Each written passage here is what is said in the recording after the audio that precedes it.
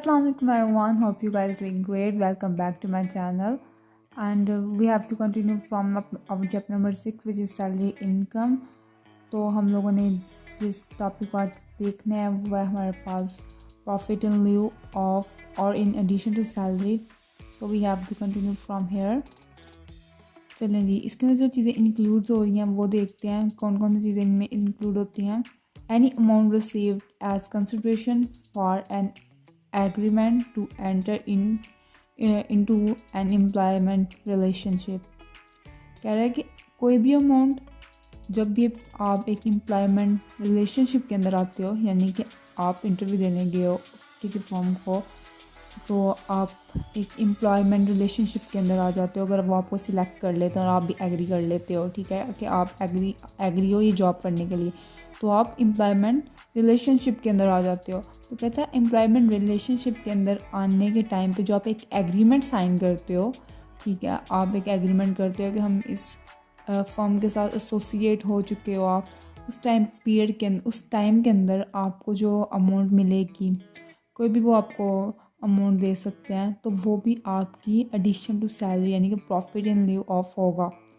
Next thing हमारे पास है any amount received as consideration for an employee's agreement to any conditions of employment or any charge. अच्छा जी, any change. इसके अंदर ये बात आ गया है कि आप जब एम्प्लॉयमेंट रिलेशनशिप के अंदर आ जाते हो, आप एक एम्प्लॉयमेंट एग्रीमेंट के अंदर आ जाते हो, तो वो आपके ऊपर कोई कंडीशन लगा सकते हैं. लेट्स से कि वो आपको कह सकते हैं कि आपने ये जो जॉब करनी है वो ये हमारे पास एटलीस्ट 1 ईयर करनी है. तो एटलीस्ट 1 ईयर मतलब वो एक एग्रीमेंट आप लोगों का एम्प्लॉय एग्रीमेंट साइन हो जाता है कि आपने 1 ईयर ये जॉब करनी है. तो आपने 1 ईयर जॉब करनी है, तो उस पर आपको कुछ अमाउंट दे दी जाएगी, ठीक है. तो वो अमाउंट भी आप लोगों की एडिशन टू सैलरी के अंदर जाएगी. Any amount received as compensation for the termination of employment. कोई भी ऐसी अमाउंट जो आपको नौकरी से फारिग कर दिया गया, ठीक है, यू आर फायर्ड, तो उस टाइम के अंदर आपको जो कंपनसेशन मिलेगी, ठीक है, कोई पैसे मिलेंगे, कोई लमसम अमाउंट मिलेगी, तो वो भी आपके प्रॉफिट इन लिeu के अंदर जाएगी. It includes any compensation for redundancy और loss of employment and golden handshake payments, ठीक है. मतलब आपकी एम्प्लॉयमेंट एक लॉस, आपकी एक चली गई है, नौकरी चली गई है, उस चीज़ को कंपनसेट करने के लिए, ठीक है, या आपको गोल्डन हैंडशेक पेमेंट मिल जाती है, तो वो भी आप लोगों के प्रॉफिट एंड लिeu के अंदर आएगी. नेक्स्ट चीज़ है हमारे पास any amount received from any fund.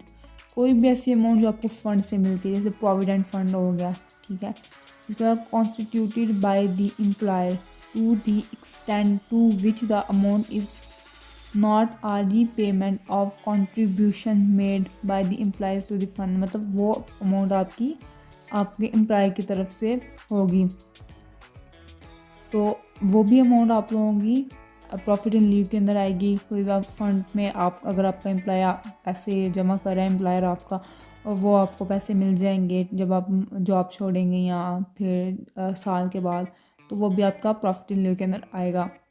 Any amount received as consideration for an employee's agreement to a restrictive covenant in respect of any past present और प्रोस्पेक्टिव एम्प्लॉयमेंट, ठीक है. अगर इन केस आप लोगों का एम्प्लॉय एग्रीमेंट के अंदर कोई एक रिस्ट्रिक्शन लग गई हुई है कि आपने ना हमारी जॉब के अलावा किसी की जॉब को कंसीडर नहीं करना, तो आप क्यों ना करेंगे. आप ऑब्वियसली करेंगे कि हमें बेटर अपॉर्चुनिटी मिल रही है, लेकिन उस चीज़ को ओवरकम करने के लिए, ठीक है, फर्म अपनी उस चीज़ को ओवरकम करने के कि उनके जो एम्प्लॉयज़ हैं उनको छोड़ के ना जाएं, तो उस चीज़ के लिए वो कुछ अमाउंट देंगे, कुछ कंसिडरेशन अपने एम्प्लॉयज़ को दे देंगे, तो वो भी प्रॉफिट इन लिeu के अंदर आएगी. एनी पेंशन और एनुइटी और any supplement to a pension और एनुइटी, ठीक है. मतलब अगर आपकी जो पेंशन मिलती है, आपको जब आप रिटायर हो जाते हो, तो आपको पेंशन मिलती है या एनुइटी मिलती है, यानी कि एनुअल अमाउंट कह लें, या फिर आपकी हर साल इकट्ठी होती रहती है, एक लमसम अमाउंट वो बन जाती है, वो आपकी भी प्रॉफिट इन लिeu में आएगी, या उसमें कोई एडिशन हो जाएगा अगर आपकी पेंशन या एन्युटी के अंदर, तो वो भी आपका प्रॉफिट इन लिeu के अंदर ही आएगा। Any amount chargeable to tax on account of employees share option scheme under section 14। Employees को ना शेयर ऑप्शन स्कीम में मिल जाती है कि कंपनी क्या करती हैं कि अपने एम्प्लॉयर्स को ना कुछ शेयर्स भी दे देती हैं ताकि एम्प्लॉयज़ जो है ना वो ध्यान से काम करें। और क्योंकि अगर एम्प्लॉयज़ अच्छा काम करेंगे किसी भी फर्म के अंदर तो ये होगा कि कंपनीज ग्रूम करेंगी, कंपनीज ग्रोथ की तरफ जाएंगी, क्योंकि एम्प्लॉयज़ को पता होगा हमारी भी इसके अंदर शेयर है तो इनडायरेक्टली हम भी इसके मालिक हैं। तो जो नेक्स्ट चीज़ हमारे पास है वो सैलरी इनकम है। हमने सैलरी इनकम को ऑलरेडी डिस्कस कर ली है, वही क्या है तो नहीं देख लेते हैं कि the following incomes are chargeable to tax under the head of salary. ये इनकम सैलरी के अंडर चार्ज होंगी। Any salary received during the year, साल के अंदर जो भी आप सैलरी रिसीव करेंगे, एक तो वो सैलरी और दूसरी valuation of perks allowances benefit according to section 13-14 के अंदर जो भी आपकी पर्क्स और अलाउंसेस वगैरह के जो वैल्यूएशन होगी इस सेक्शन के अंडर, वो भी आपकी सैलरी के हेड के अंदर जाएंगी।